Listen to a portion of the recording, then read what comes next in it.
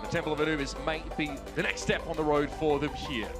You fully expect Faze on the offensive end to go with what got them here. Their dive. You're going to see Shadowburn on the Genji, Carpe on the Tracer. It's just what will Envy do on defense? We've seen it really just kind of comes down to Taimou and I guess Mickey to an extent, right? We saw him play Torbjorn for about 3 seconds on Hollywood before it was broken through rather quickly. But I don't really know if you can pin that on Mickey. It was really kind of Harry up top who gets taken out rather instantly. Okay, so obviously the reason why we even see things like Zaya and especially things like Hanzo on Hollywood is because it's quite easy to actually identify and get picks on that map because the defensive team is forced to take suboptimal positioning quite often unless they want to sit inside a cafe and give up a lot of ground. This particular map though, a defensive team can obscure themselves and break line of sight to enemy snipers fairly comfortably. Temple maneuvers to get in there, you very much need to take the fight to the enemy team. Not saying this doesn't suit Faze, of course.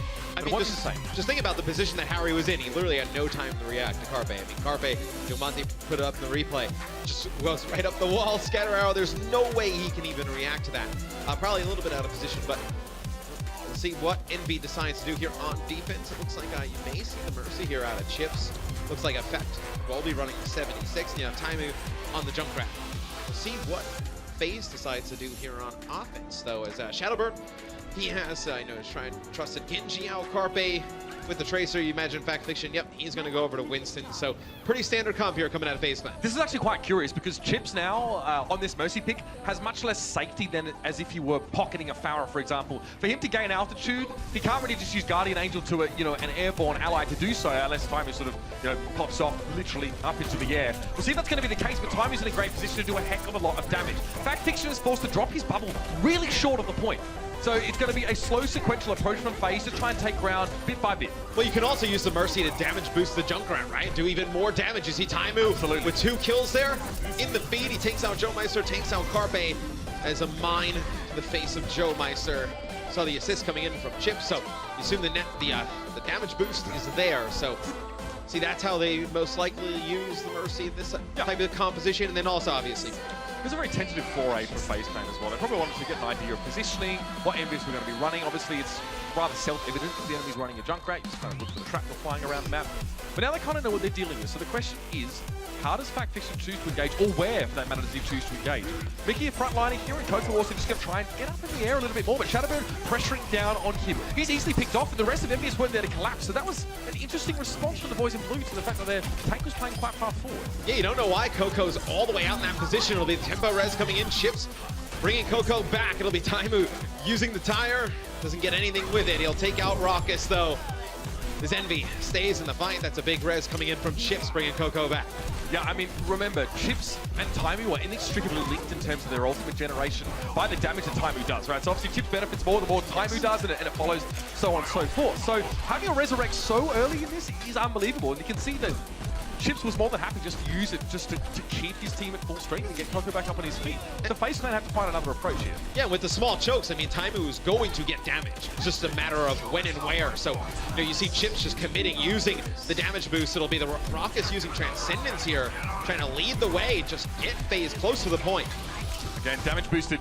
I mean, this is pretty BM, if I'm honest with you here. Taimou has an easy time of it just to sit up. Spree definitely sidestepped the trap that was placed down to try and capture, but Effect now being forced back into the room. The healing from Chips, though, is there. He's getting more ultimate percentage. He's at 75%. That's nice from Spree, though. That's going to thin out the numbers for Envyus on this point. This is probably going to provoke them just to pull back now and think about setting up for that second point defense. Chips didn't quite get his resurrect when he needed it to keep Envyus running in the fight. Yeah, they used the Transcendence to get in, and then you saw it from Taimou's POV. A lot of pressure being put up top by Shadowburn and Spree onto Effect. He was up there on the high ground in the 76. He switches off the 76. He'll go over to Tracer here as Faze Clan. They take point A. They unlock point B here.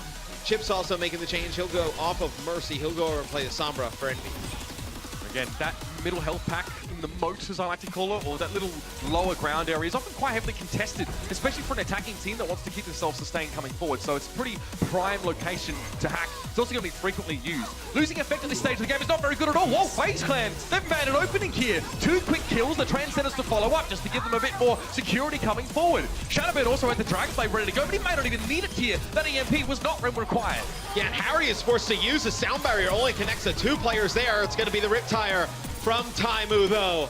May spell disaster here for Faze Clan. Takes out Shadowburn, not gonna have the blade in the fight. The self-destruct comes down. Spree getting back in his mech. See Faze Clan, they're gonna be forced to back up. It's a big Riptire there coming out from Taimou. And a big investment from Faze Clan as well in trying to start that fight. You saw the Transcendence followed in. Now Raucus wants to make a switch up here. Going for the Ana, he does realize that these Junkrat grenades are going to chunk his team down very quickly. Faze have no choice but to follow one of three, ingress points to get to the temple itself. They are going to take AoE damage from Taimou. They are going to have to remediate that rapidly with a biotic grenade. Yeah, but now you're going to put a lot of pressure on Joe Meister because your only support ult in terms of sustain is going to be the sound barrier.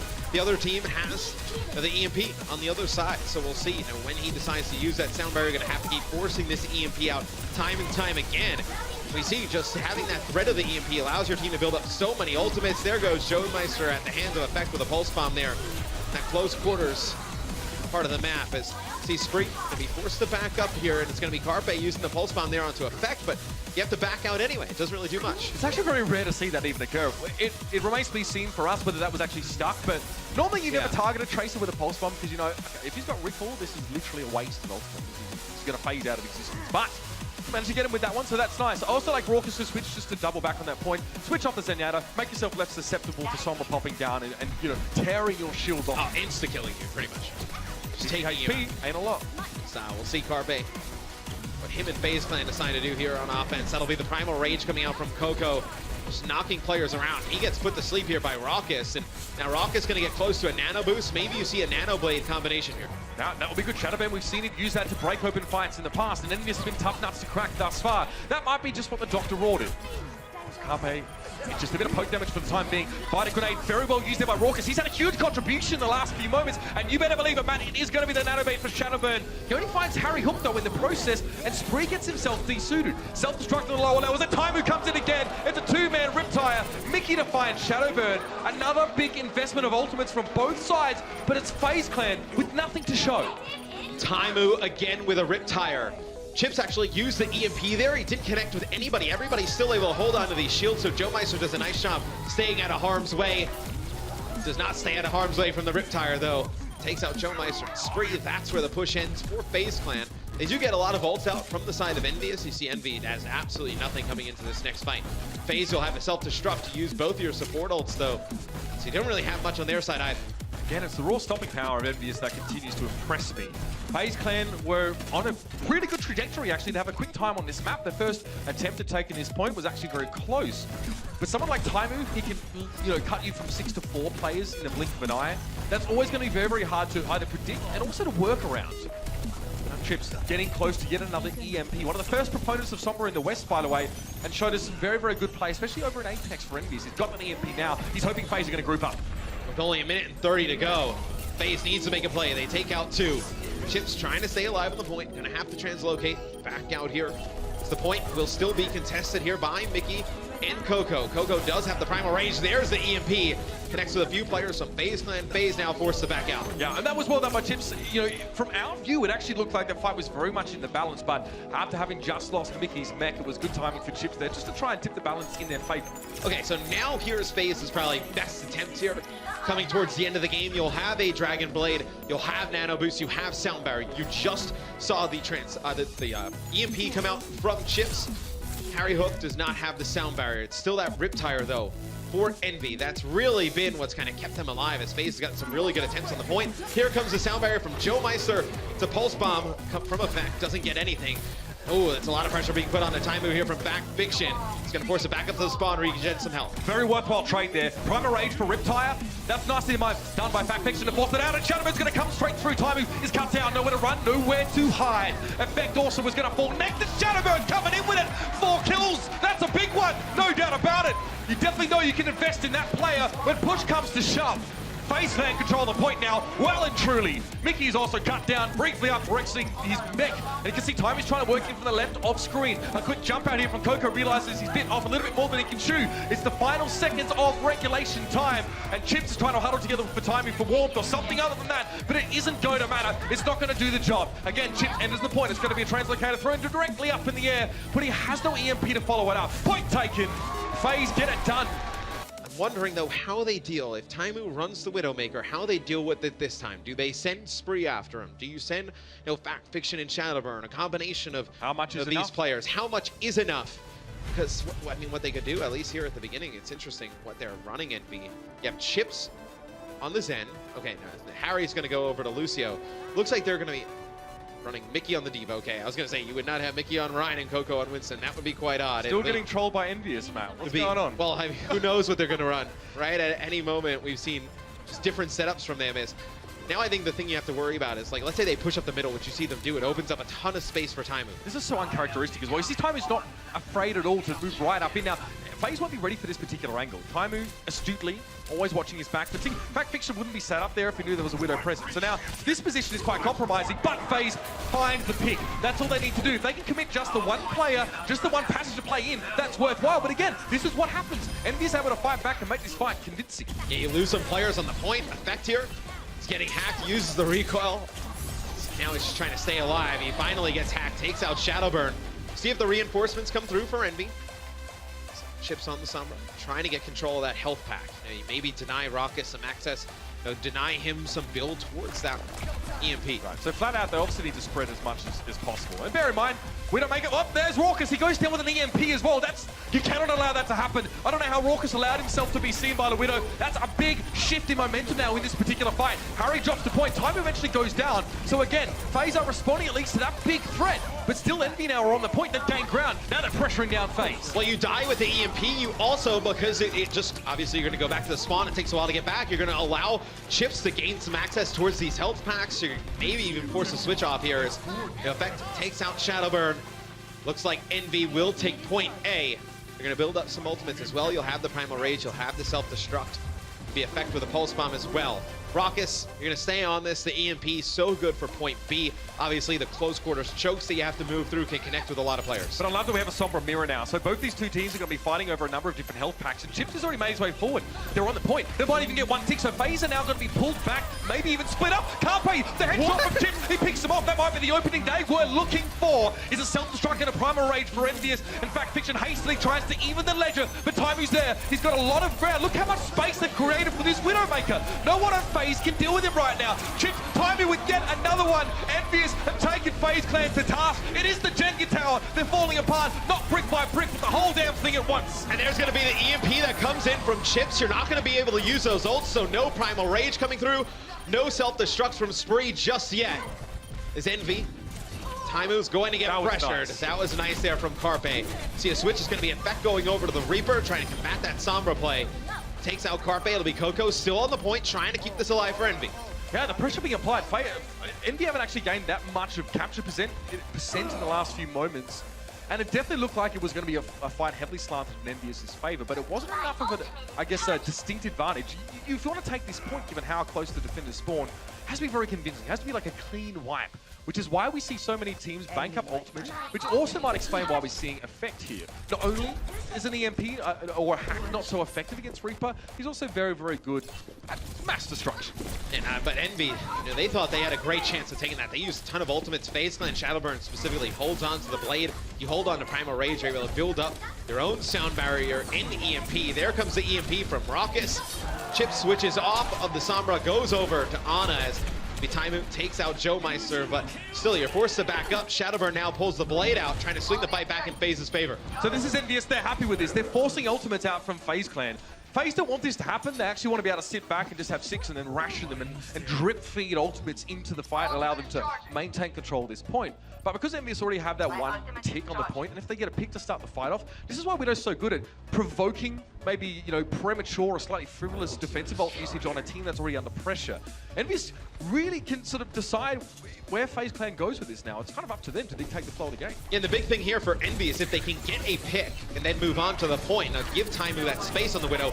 It forces Faze Clan to play in these odd sight lines. They can't really go out into the middle of the point to fight because it's going to be so much free damage Taimou's going to be able to put down. Coco now back at the point. Primal Rage available for him, and it's going to be a sound barrier used here for Faze Clan. It's going to try and keep them topped up for the rest of this fight, and it seems to have done the job. Again, Envyus, they wanted this. They want to draw these ultimates out. Now there's no EMP. Now there's no sound barrier. You did use your own sound barrier and a nano boost there for Envy, though. That is true. You do come into the next fight, though. Primal Rage, Death Blossom. in self-destruct. We'll see how they make those ults work in their favor. We can get a replay here. Here's going to be the EMP that comes in from Raucus. Negates the effects of the sound barrier as Envy pushed in. Using that Lucio ult as now it'll be Envy diving right to the point. They don't really mess about, do they? Going straight in. The problem is Tips has been separated from the rest of his team, but Harry Hook here, ever a brother in arms, is defending that Ana. And all that investment, FaZe Clan has already lost Carpe in the fight. It was a Death Blossom that picked up the Tracer, trying to sneak around the edges of the fight. Reaper forces you to stand and deliver, and that's exactly where he excels in the fight. Chips now trying to maintain a little bit of a health pool here. EMP was used there by Raw, because that was awfully quickly generated. Yeah, I mean, now if Envy loses this fight, you look, they have a sound barrier coming into the next one. This is where they could use that ult, just kind of go over that wall, lead the way with Reaper, use him as almost like a battering ram, just kind of mow him down through the tanks here. Oh dear, that's gonna hurt the morning, Raucus! Why do they keep going after him like that? Hubris? Have they not figured it out yet? The folly of man? I don't know. It'll be a pick there from Taimou. You'll see Raucus get back into the equation though here. Joe Meister getting close towards his sound barrier as well. So you see Chips land a bionic grenade there as Envy now trying to get their way towards the point. They catch Carpe here at the beginning. They're going to put Spree to sleep, and now it's going to be the Blade, though, that comes out from Shadowburn, may save him. Yeah, got a lot of room to do damage there, as well as a hacked health pack, though, to keep Shadowburn nice and topped up. Chips kind of got caught again. Sort of he thought he could just get free damage into the back of Spree and didn't realize that Shadowburn was bearing down upon him on a rate of knots. So this is interesting though. Mickey's find another kill. He's going to get decent now, but a self-destruct is going to force movement off the point. This is going to allow Effect to set up and do a bit of breakdancing on the point. Nicely done. And guess what? Taimou, ever in the periphery, ever the aggressor, finds in another kill, and Effect was so close, but that's a clever bubble thrown down by Fact Fiction. But Taimou is still in control. He's at the helm right now, and every time someone from FaZe peeks out, they're going to be in trouble. It's 2 ticks looking for that third one. Envy is still with a minute and a half in the bank, and FaZe are scrabbling to try and get on this point. Yeah, Chips is going to use the nano boost onto Coco. Raucus was forced to use his EMP a little bit earlier. Joe Meister then had to come in, use his sound barrier, I believe only connected with himself, as Envy just picking up the kills here, still on the point, Mitch. They will take it with a minute and 11 in the time bank. Yeah, there's 2 ways you can play around dealing with the Widowmaker, right? This is one way of doing it, where you sort of break line of sight, but situate yourself close to the point that you can dive. The other is actually just giving ground on the point and hiding in like a side room and waiting for the enemy to come to you. So I guess there's a reactive and a proactive way of playing it. This is generally fine, but FaZe Clan walk a fine line. If you play so aggressively on defense, it's a long walk back from spawn, so Envyus can trade 1 for 1 and still feel good about that here. Yeah, I mean, you trade 1 for 1, like you're saying, with the offensive team spawning relatively closer here on Anubis. Make a play happen as Envy dives in first. Carpe will take out Chips, but just trying to get some bodies on the point. Will be 2 kills, both supports dropping here for Envyus. Taimou trying to connect with some kills here. The point still being capped. FaZe has to be very careful here as Envy steps off it for a second. All they need is 1 tip. Yeah, and this is good. Envyus is short on time, so FaZe do not want to kill Mickey at all. They're better off actually forcing him to try and charge up his mech with the Bunny Blaster than sending him back to spawn and having him return. That's nicely done. Spree there. He's going to get D-Mech. That might be big. That time he's got a bit of room to breathe now. Not only is Spree down in general, but there's no defense matrix to mitigate the damage from long range, and that's where it's Shadowburn's turn to come in, and he's done admirably there. Carpe and Shadowburn, the DPS duo for FaZe, have whittled Envyus down. And now it's 15 seconds. 1 more push for Envyus to take this to the last map. Yeah, Envyus just going to have to jump onto the point here. Try and send this one into overtime. You see Raucus just trying to get behind enemy lines. They're going to have to send Coco in over the top. Carpe getting very close towards a pulse bomb. Overtime now. Shadowburn's actually being corralled for the most part by Harry Hook up towards the side. Joe Meister goes down. So Chips has found that pick, though. It's still a 2 for 1 trade. And no, FaZe Clan are looking pretty good. They're holding in the heat admirably. And so far, it's just going to be Effect now to try and do all the work. He actually finds 1. He's going to be Shadowburn falling down. He's just going to turn around. Surely not. Discord Orb's going to be placed on Fact Fiction here. He's got the primal range. But Envyus, they spawn closer. They've got a man advantage. We're in overtime. It doesn't seem to matter. FaZe Clan, where are you at? They disappeared. Rock is trying to keep it alive. He manages to get down towards the point, and Chips is taken down. Coco very rapidly going to get back on a sound barrier, hastily employed by Joe Meister now. 2 players on the point. Sound barrier now expiring. Mickey staying alive. Taimou has all the freedom to do damage from that bridge up on the high ground. Raucus is forced to translocate out. Carpe's got to get a heck out of there. It may be a struggle here for Shadowburn, who's so low. The testing gun's going to find him. It's